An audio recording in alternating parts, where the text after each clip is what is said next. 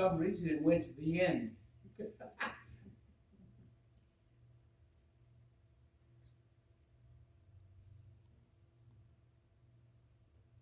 Oh, there's got to be a simpler way of doing it than that.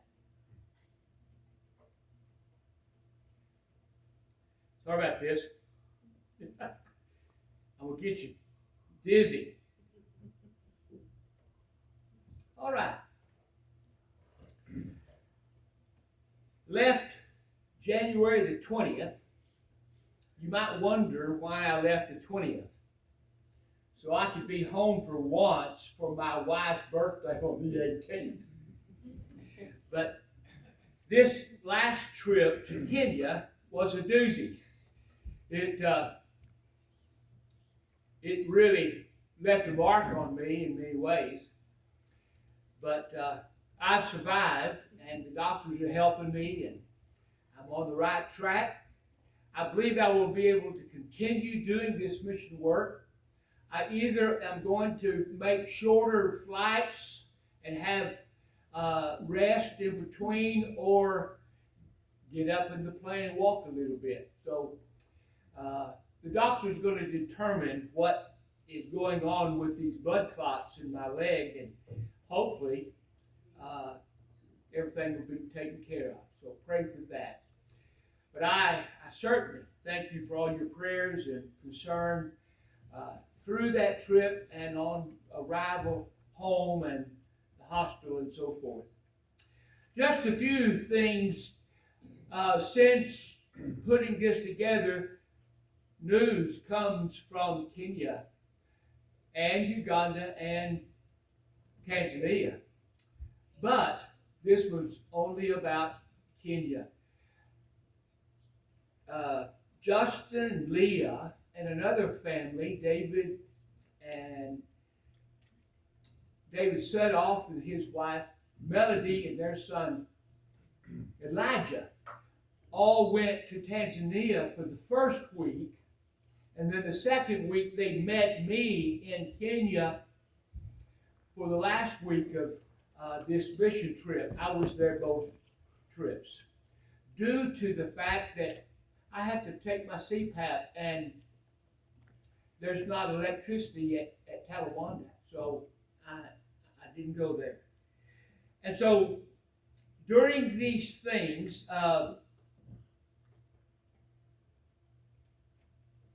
at Mount Elgon and in Kenya, some Bible funds came into my possession, and $800 was sent to Kenya to buy Bibles for those congregations there in an area about 3 hours away from Kisumu, where the school of preaching is.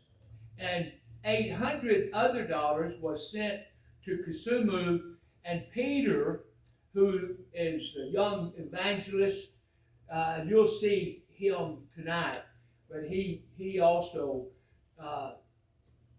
purchased Bibles in their language and dispersed those at various places that he works.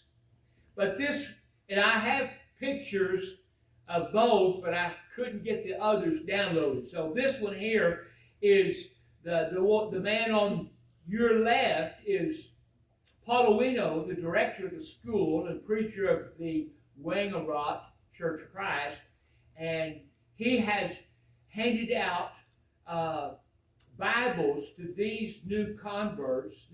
I don't know if you can tell, they are smiling big. They are so thankful for their new Bibles. Most of these are new converts that Peter Otieno, who is in the yellow, slender man by Paulowino. And so we are thankful that that has taken place.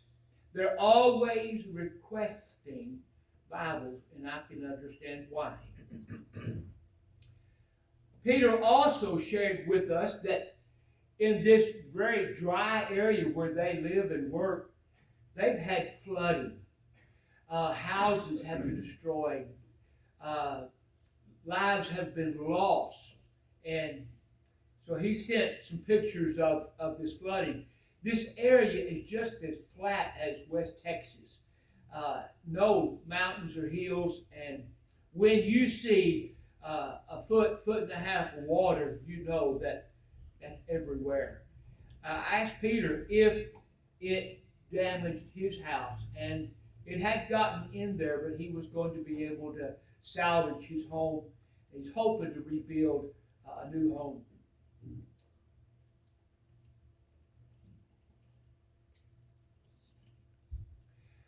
Up at Mount Elgon is a preacher named Braille. We call him Alex. But he's recently sent me pictures of a widow and her 3 children living in a shack. How would you like to live in that? They were having a difficult time sleeping and just living, and they were afraid that it would fall down on them. And I would think the same thing. It's a little shanty, a lean-to, but Braille, or Alex, talked among the other preachers and leaders, and they got together and tore this down and rebuilt their home. This is the structure that they built. They make mud, and then they put between those slats, and that's the walls. They're putting up the sheet metal. They call it iron sheets.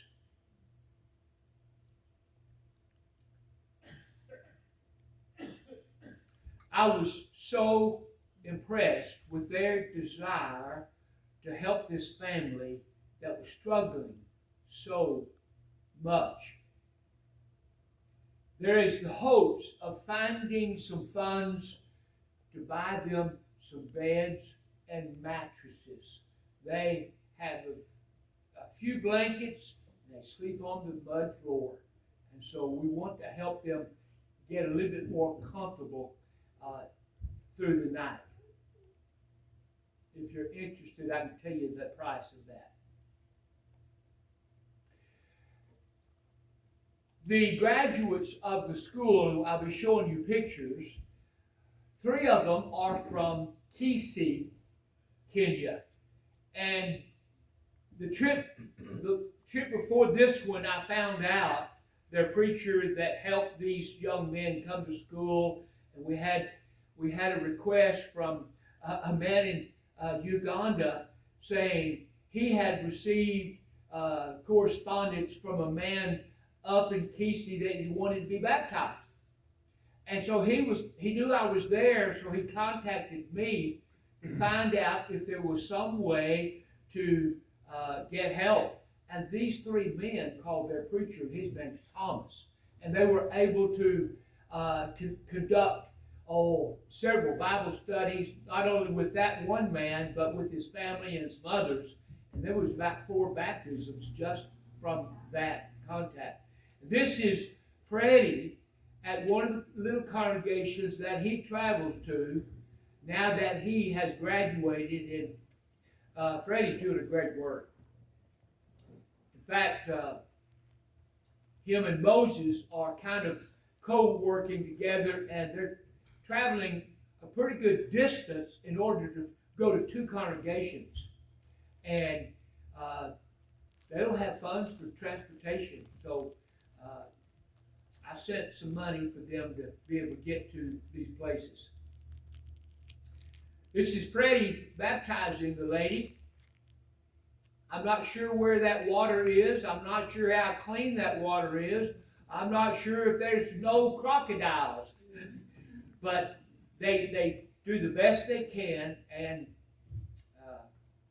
baptize. And so now at Kisumu, we have the 1-year leadership program by Manor Project that's co-working with Paul Owino, and we just graduated after 1 year, 6 men.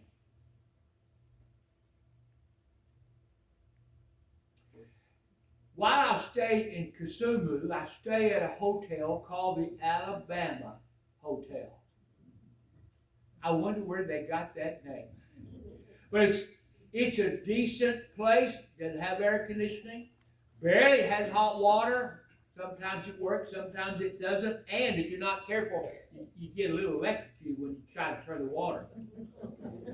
But the lady on the left is my waitress every morning. They serve a continental breakfast, and every morning it's a different menu. Uh, Sometimes it fills me up, sometimes I push it back a little bit. But these two agreed to study with me this last trip. And I studied about 2 hours while they were on the job and covered a lot of ground. And I don't know the lady staying with the color. She's the one that makes my bed every morning. And the one that serves me breakfast for the last 3 trips. I've got to know her pretty good, and she was very alert, more alert and understanding of Bible than the other one. And when the Hopkins and the other family finally got to Kisumu, Leah, Justin's wife, was able to study, I think, with the lady in white again. But as of yet, neither one of them have been baptized, but it won't be long. They always like to say, "What do you eat?" This was at Kisumu. They have at the school, the campus. It's on the same side of the congregation that worships there, and their cook. They've had 3 different cooks every time I'm there, a different one. This was a man who had a lot of culinary expertise. That's mashed potatoes. And it was delicious. And cooked carrots and vegetables, and of course, pinto beans. That was my meal that one lunch or evening. I'm not sure what it was, but usually they feed me pretty good. I can honestly say I've never gotten sick at the hotel, Alabama, or at the school at Kisumu. During this trip, the first week I was there by myself, we had one final class to teach the 6 men, and I taught on the life of the preacher, or the work of a preacher. And I would like to say I was so good that they're ready for anything that they can face. Not really. So we also had agricultural lessons. And while I was by myself, I had to depend on others to use my phone to take pictures. So I didn't get many pictures of my actual class time. But it's in that auditorium of the Waggle Rock Church of Christ. But they did get a lot of pictures of me teaching agricultural lessons. They are very interesting. I can say of all those that I've taught these kind of lessons on making your home grown fertilizer, making compost, mulching, all the things that help them to be better gardeners, I can say probably 10 out of all those are actually practicing some of the things that I taught them. But at least you got to try. Our main idea is help them to learn and take the initiative to plant seeds or grow animals for consumption, to feed their families, or to sell so that they have a livelihood, so they have some funds to pay school fees and medical emergencies and so forth. You are going up to the moringa tree there on the place, and I was going to teach them about the moringa tree. I think that was already there. We all had our blue banner shirts on. When I told you about Kishi, learning that three of these men came from there, I determined that after graduation, I would go and visit those congregations where these men have come from. And so here you're going to see pictures of Freddie next to me, Paul in the middle, Moses, and then on the far right is Vincent. These three men are all married, have families, and are now preaching the gospel. Door knocking, going and evangelizing these areas. You saw a picture of Freddie baptizing somebody. These three men are pretty remarkable. We went to the Banyancha. I had to practice these names. This is where Thomas preaches. There's several congregations of the Lord's church in Kisi. Kisi is a very large area of several million people. And then all the little area villages and town centers. You can read kind of without the reads. The Congregation of the Church of Christ in Kenya. Something welcome. That's probably their language, and that word I don't recognize. I was there a day and a half. We got there that evening and had a marriage seminar. So I'm preaching to the husbands and to the wives. Who do you think I bet on the heaviest? The husbands. Wives need all the help they can get over there in Africa. This was Sunday morning. Look at that big, nice auditorium, a nice floor. Very few congregations look this good in Africa. I found out that they are heavily supported by a congregation up in Oklahoma, and I don't remember the town, but I did get to talk to one of those men from that area and what they're doing there, and I told them why I was going and so forth. And so there's about 70 people, I think, there in this assembly. Afterwards, that's the preacher on my left. That's Thomas. He looks like he's well nourished, doesn't he? But a delightful man and very energetic, very friendly and open, and he wants me to come back. He wants to show me this and show me that. The young man that I have my arm around is one of the men who is deciding whether to become one of the next students of the Manna Leadership Program at Wangerot. I do not remember his name. This is another one. I think I was a little bit more impressed with this young man and his personality, but he's also hoping to be one of the students. After we went to that congregation, see Freddie on the bottom right, this little congregation, at the time I put this together, I couldn't find the name, and I recently found it again, but then I failed to put it on here. But this is just out open. I built something similar like this for Haiti out across over the mountain toward Pignon, Salonette, and just a place to get out of the sun, get out of the rain, and have a place to meet, sing, and worship God. What are they doing? Can you tell? A lot of these congregations, I want them to say, "Hello, American, hello, brethren." So they're waving and smiling and greeting you in the Lord. When I tell them, and then it's translated, boy, they get into it. They wave and they smile. The next place we went was to Gesonso. I think that's how you pronounce it. Canisa la Cristo. Can you figure what that is?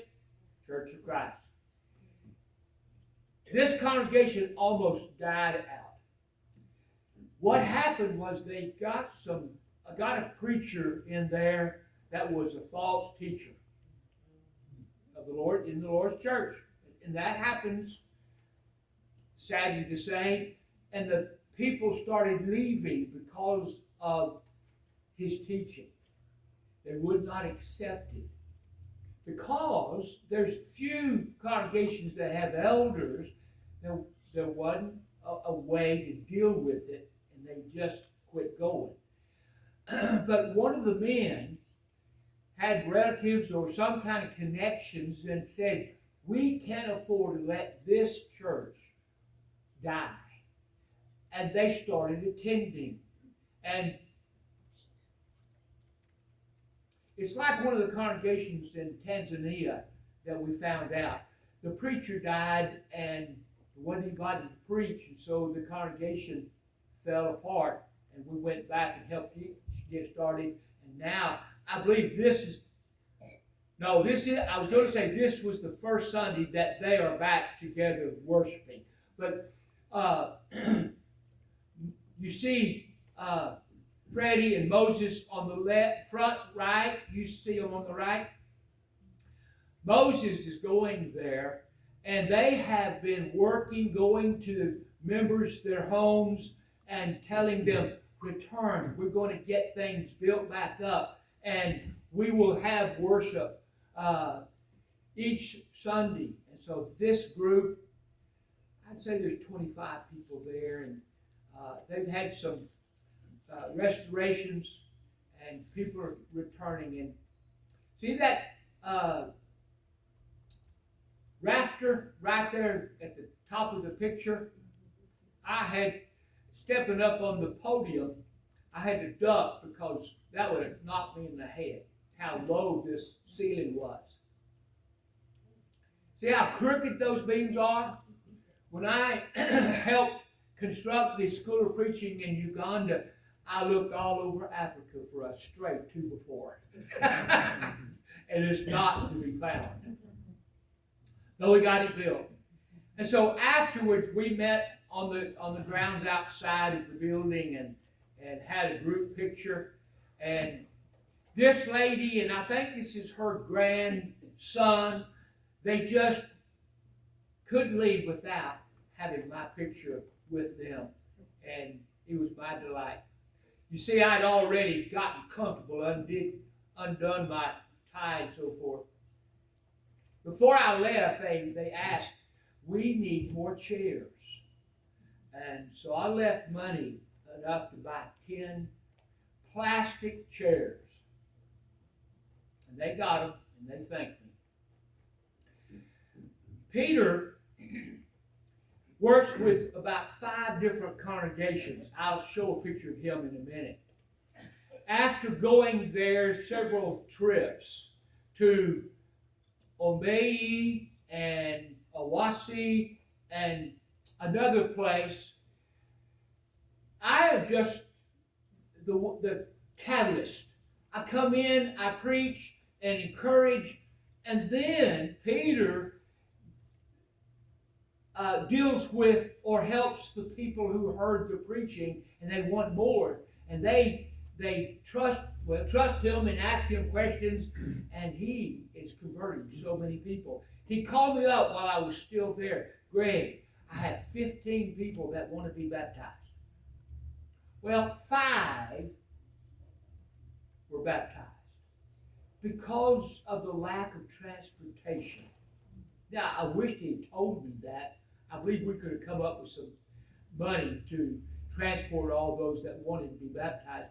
But he found this, it's just a little wading pool, but it's deep enough to baptize people. So there's 1, 2, 3, 4, 5 that were baptized. There was another man that we thought was going to, and he decided not to. And for whatever reason, I accept that. Maybe he'll think more about it and be encouraged by Peter and talk more, and he'll want to become a Christian. And so I thought I had a picture.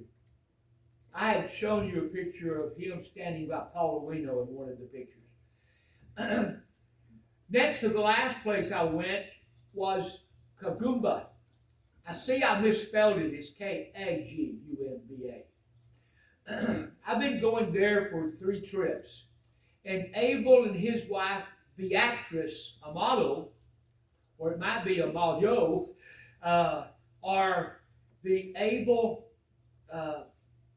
leaders of this congregation. She's very much a part of his ministry.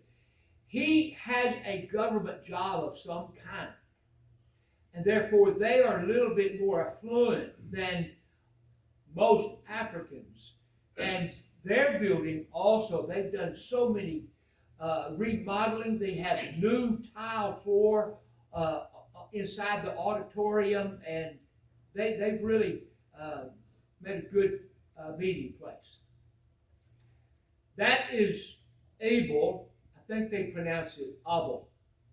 I like to say he's Abel. And they got a new sound system in there this time. They're waving at you. They're greeting. Hello, brethren. The second time we went there, the second day of our campaign, Abel and the other men came to us and said there was probably 100 people there. And they said to Justin and I, Gregg, 95% of the people here are not members of the church. We need to tell them how to become members. And I think I might have told you, Justin says, I've got it. We were having a marriage seminar, and I had talked to the men, and now it was Justin's turn, and he was going to teach the women on how to be wives and mothers and sisters in Christ. And he did a masterful job of going from there being brides and wives, and he dealt with that, and then he said, I want to tell you about the bride of Christ, the church. I was so happy with his lesson.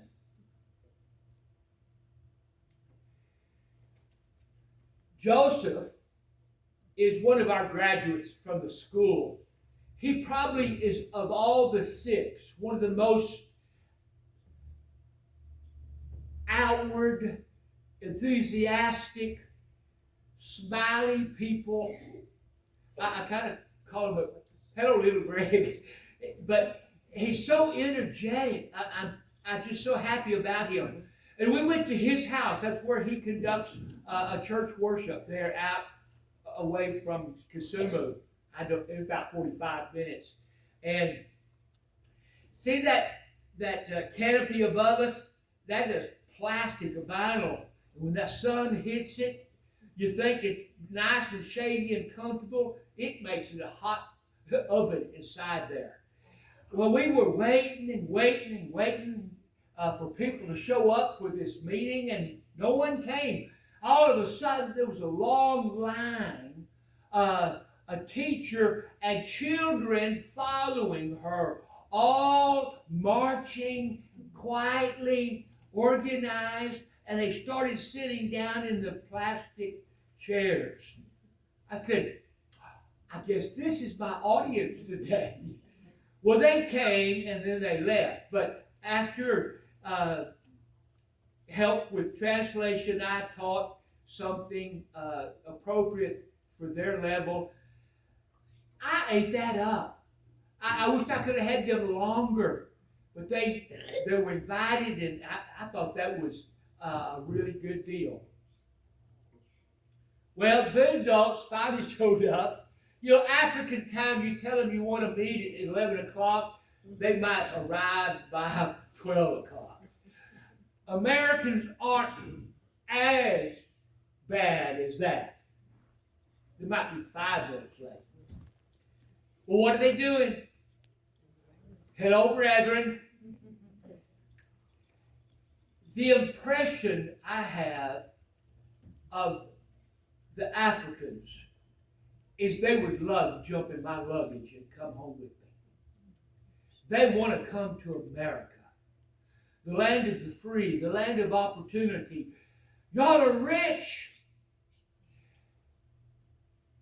Phinehas is a man in Uganda, I guess one of my best friends there, that helped build the school and was one of the first students at the School of Preaching in Uganda.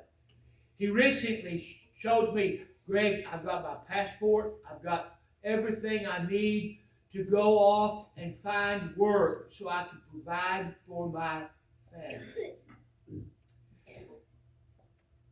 There's places that they can go.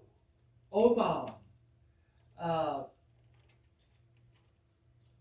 and some other places, Arab nations, where they can be hired as workers, and they can, whatever they earn is a lot better than what they can earn in Uganda.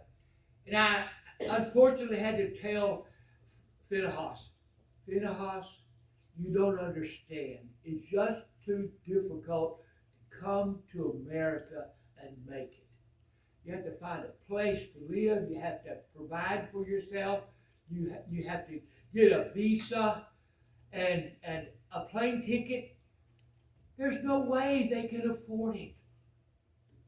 Some do, but I don't know. They must save for 20 years. And so they'd love to come. They like Americans. And so we were there for graduation.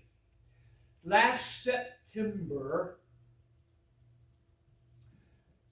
I went to Tanzania. We graduated 16 students.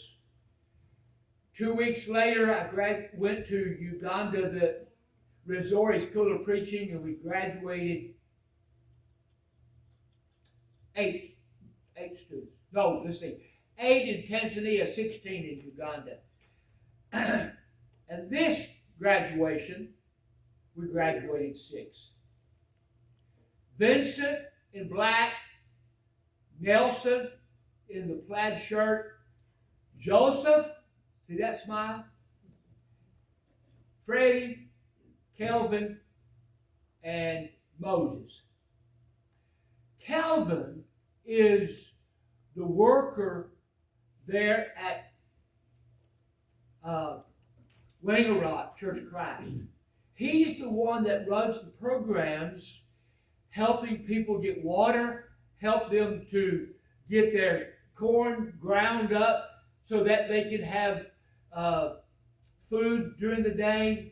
They can grow their corn, they call it maize, and to help them have an easier time, they just have a small feed to have their corn ground up into flour. They have water, and then they have, they're soon to have a medical clinic there that's starting up very soon. I forget what Paul told me, but that's where this is. And Kelvin is a homegrown young man. Paul converted him, and he's been there ever since I've been going there. We played around. I said, turn around, let me see your back. And another picture I didn't put in, they all got their legs just pointed out at me. We try to have a little fun. So a weekend after my visiting all those places, here comes Justin and Leah Hopkins. Justin has been here to give a report from Manna Project. I have to tell you the change that's taken place for the good because Leah is going. Women in Africa, especially women of the Maasai tribe, do not trust men. Men abuse them. In the Maasai tribe, a man will have several wives, and they're poor as church mouse, as some people say.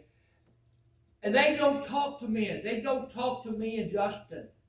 They'll listen to us preach, but even with the translator, we're not able to really get into a conversation with them. Leah does. One of the last trips to Tanzania and then to Kenya, the women were lined up, taking their turn, studying, allowing Leah to teach them and study the Bible.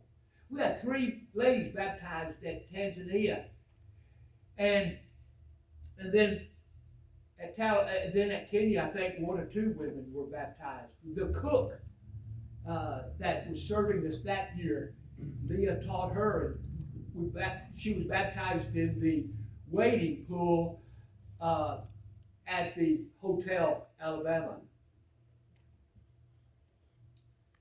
I like to take pictures with the older students. There's Joseph on the right, and this man in the yellow shirt is named Peter. He is probably 65 years old. He's beginning to be a student late in life, but he found out about it, and he applied, and he's going to be a student. And they probably started already in February, but I really liked Peter. Here's Moses. Moses attached himself to me. I don't think I could get him off. He's at my side. He said, "Gregg, I like you. I like you." Oh, I couldn't tell. And he eats my words up for some reason, but he's such an exuberant young man. And he's working good up in evangelism in the Kasisi area. Now, I'll be honest, I'm not sure if this is the assembly on the Lord's Day, the last Sunday we were there in Kenya, or this is the group that came to help celebrate the graduation of the 6 students. But what are they doing? This is something I really believe in. We're connected. We're brethren. And even though you'll never meet them on this side of eternity, I want you to know that many of these people love the Lord and are faithful. And they want to go to heaven just like you. This is Kelvin, his parents, and his sister. He's not married. I said, "Kelvin, you want me to find you a wife?"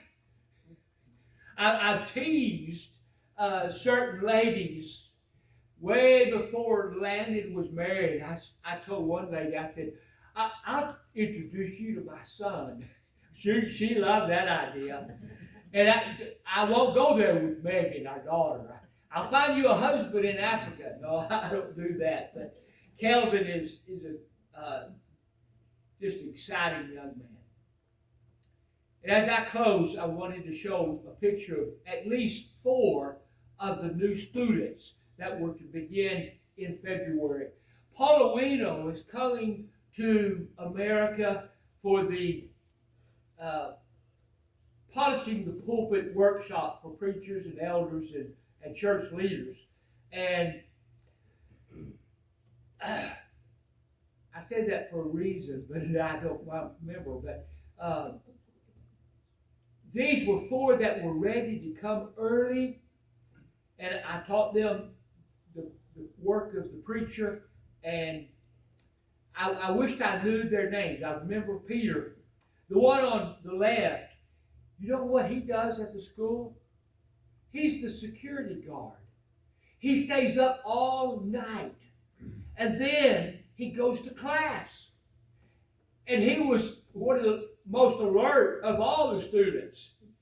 But he tells me I'd be coming and seeing and worshiping and saw what the school was doing, and he said, I decided I want to know the Bible better. And so he asked Paul, can I be a student? And he is.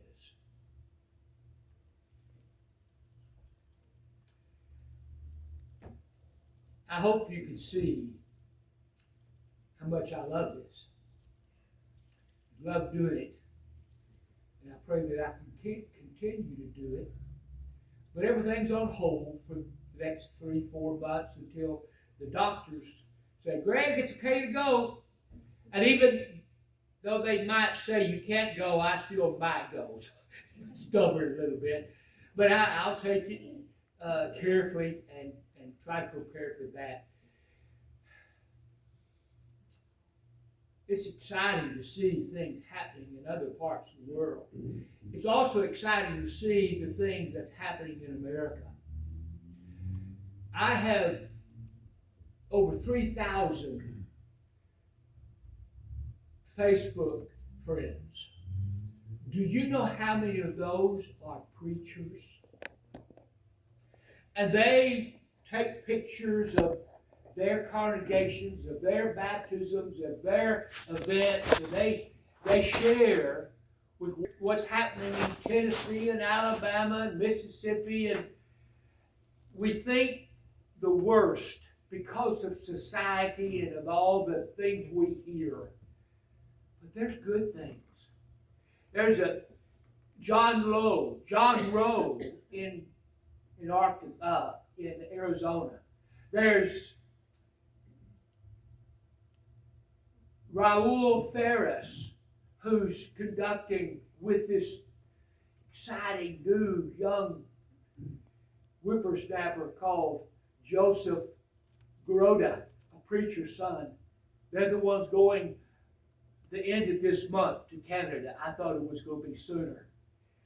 There's other groups that are conducting these evangelism workshops and these things around the brotherhood. Rob, out of the house-to-house ministry. Travis could help me remember his name, Rob something, but he's doing a fantastic work of helping congregations getting back to the fundamentals of growing the church. I want us to continue to believe in that. And Corey's done such a good work of encouraging us and having evangelism classes, and this new class he's had of how to study the Bible. So let's have faith and keep working hard. Tonight I'd like to offer the invitation. I don't know, something may have happened, something tragic, something you're going through that you need prayers for. I believe everybody here is a faithful member of the church. Maybe you know someone that needs to be baptized. Help them to learn the truth. If you have the need, come now while we stand and sing.